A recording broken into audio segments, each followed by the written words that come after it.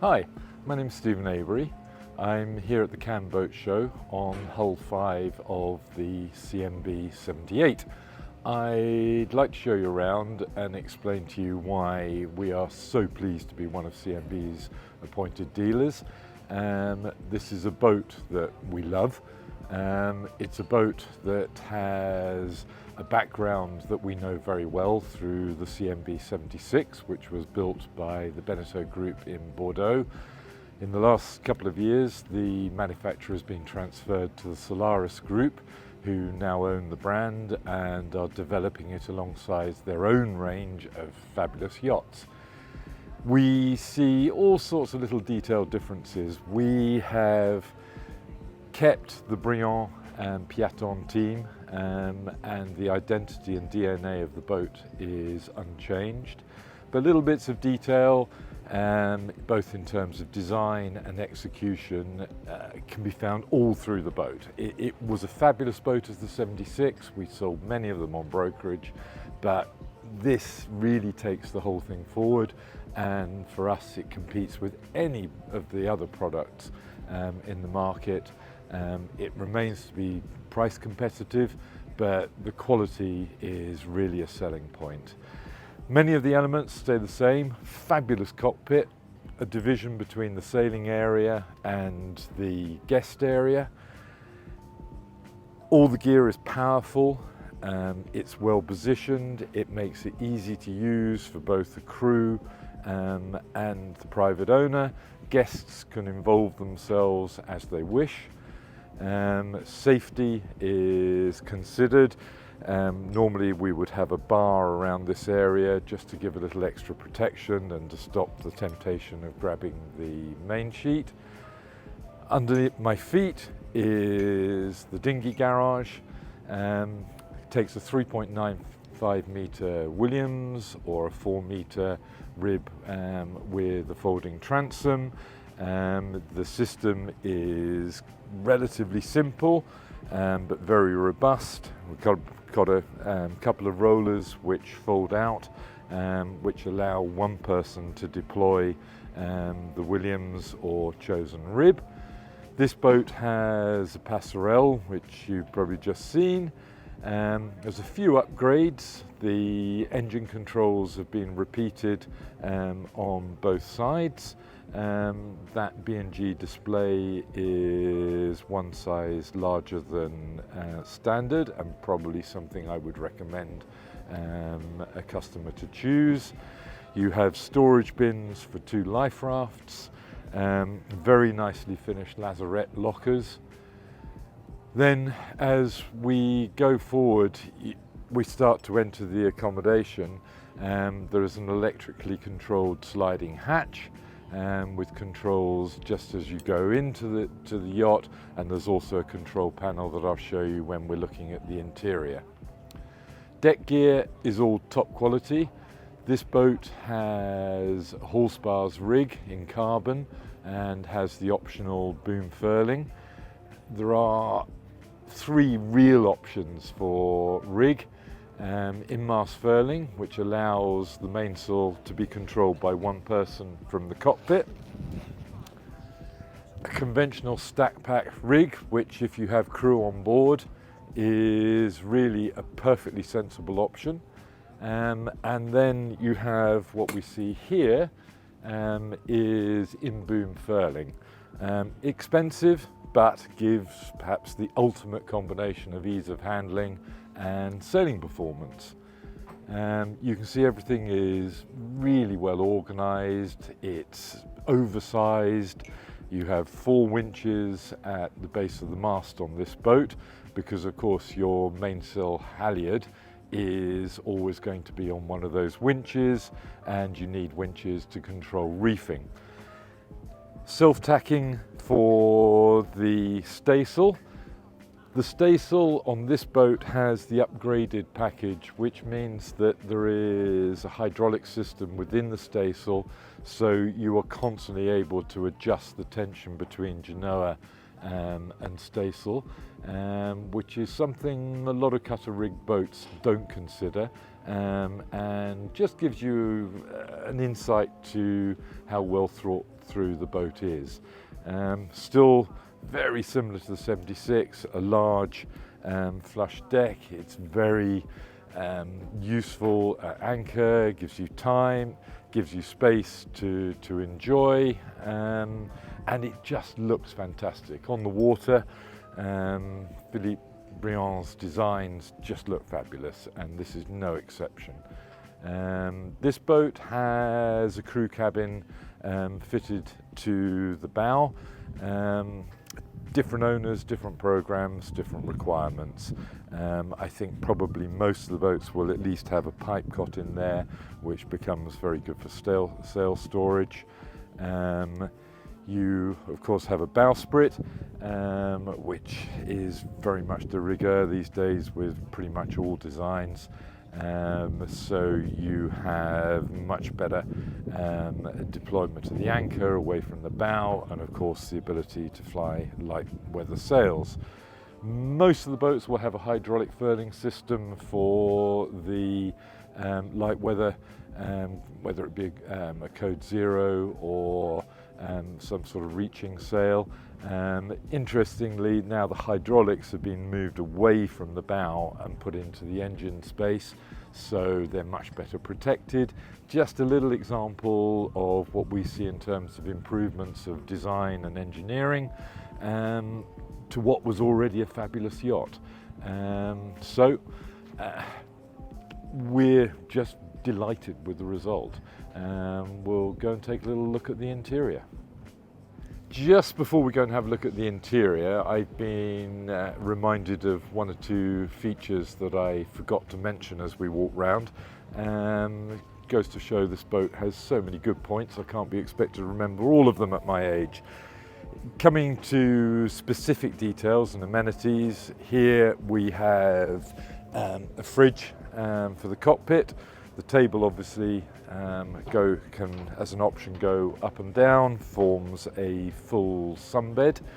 Again, one of the details that is different to the older boats, if you look down the side decks, we now have continuous planks, no joins in the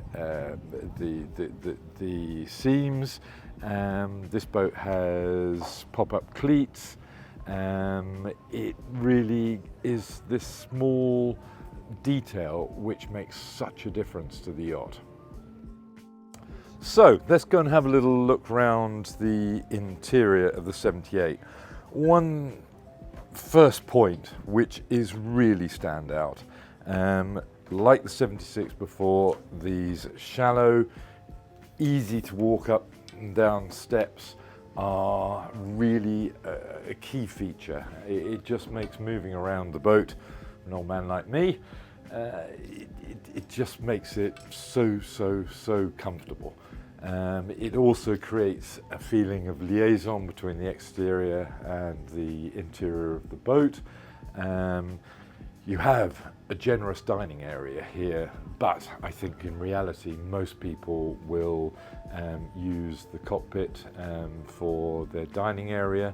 In inclement weather, on a number of the boats we have full side screens where the spray hood, the bimini and the side screens fit together, but you have a great dining area here as well. Tables go up and down so they can be arranged as coffee area or for dining. There is an alternative layout with more of a day bed.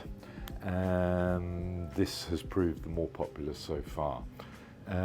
You will see that there's a particular change, whereas on the 76 there was a chart table in the corner of the saloon.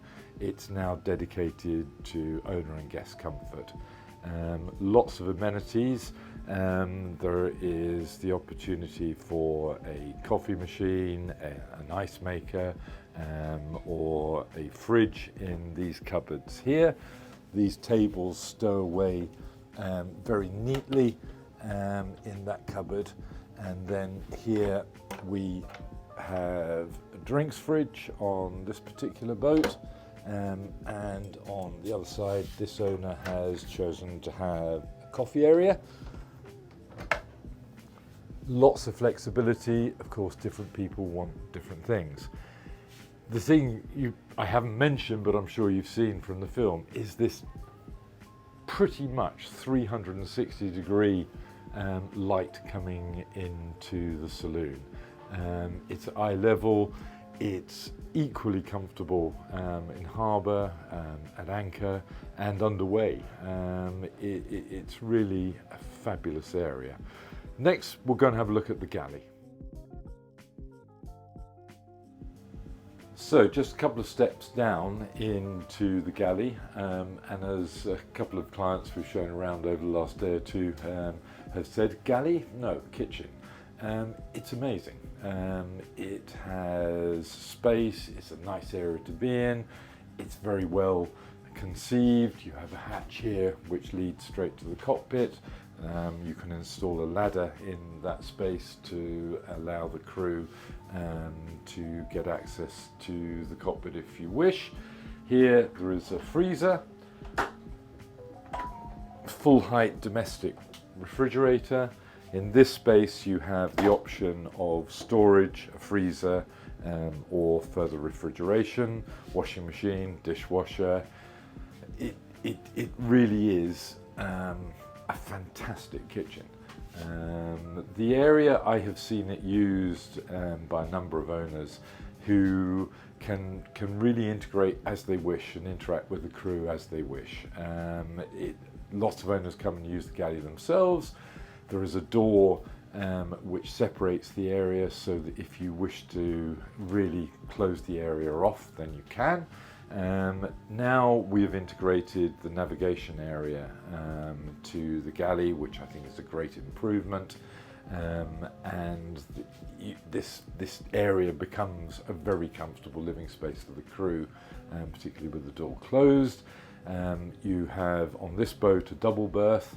Most of the boats seem to attract crew who are couples, but that can also be configured as 2 bunks. A generous bathroom.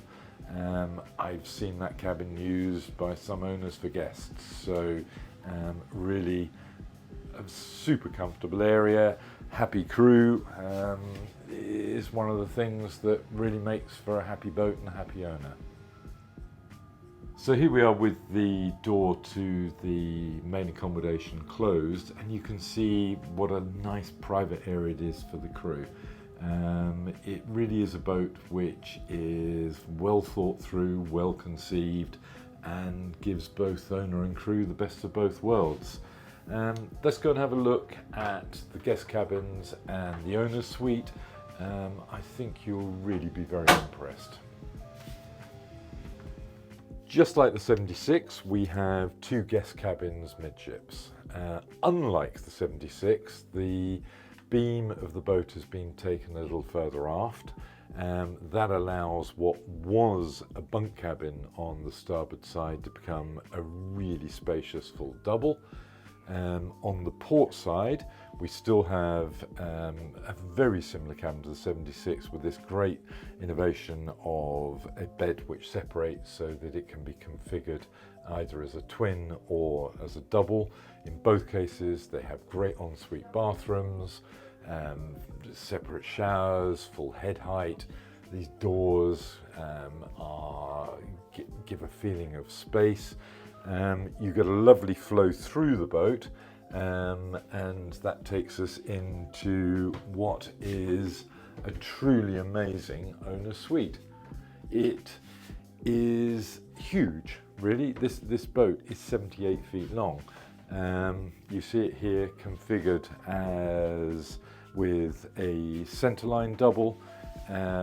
There is the option to have the bed facing forward, lots of extra detailing over the old 76. You've got more hanging space, you've got more floor space, you've got a fabulous desk or vanity area. This screen partition is just lovely. It's all very tactile. You have the option for a fabric headboard or a painted headboard, or for more wood veneer finish.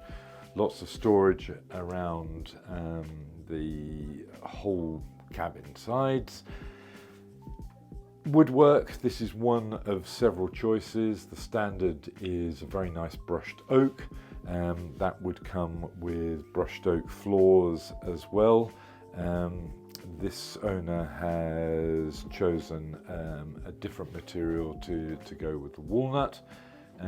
Again, there are lots of options to personalise and have the boat just as you want. It's a truly class-leading suite for the owner. Seeing the CNB 78 on the water and under sail, I think underlines the real reasons that I think you would choose the CNB 78 over a competition. Tactile on the helm, powerful through the water. This is hull number 1 with a carbon rig, but we've also sailed the boat with in-mast furling, and it's still a fabulous sailing boat. Crossing oceans, sailing around the Mediterranean, really she's just as happy in both roles. So we'd really like to talk to you about how you'd like to configure your 78. I think it's the leading boat in her class.